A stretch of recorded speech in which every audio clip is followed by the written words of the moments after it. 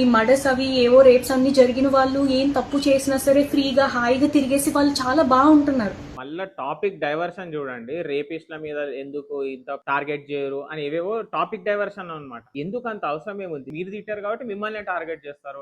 అంటే మీరు అడ్డమైన బూతులు తిడితే వేరేవాడు ఇంటి పక్కన తిడతారా? చిన్న చిన్న వెండర్స్ చిన్న చిన్న వ్యాపారాలు చేసుకునే వాళ్ళ మీద ఎందుకు అంత కక్షగట్టగా? అంటే మీరు ఏ తప్పు చేయకుండా ఒకడు వచ్చి మిమ్మల్ని తిడితే అప్పుడు కొట్టాలి నువ్వు ఈ డైలాగు. మమ్మల్ని ఎందుకు టార్గెట్ చేస్తున్నారని. మీరు తిట్టి మీరు మొదలెట్టినందుకు జనాలందరూ మిమ్మల్ని ట్రోల్ చేస్తున్నారు.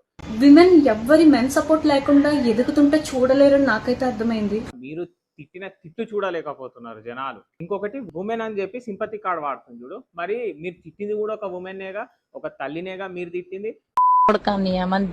మరి అప్పుడు గుర్తు రాలేదా ఉమెన్ అని చెప్పి? దానికి బుద్ధి చెప్పారు.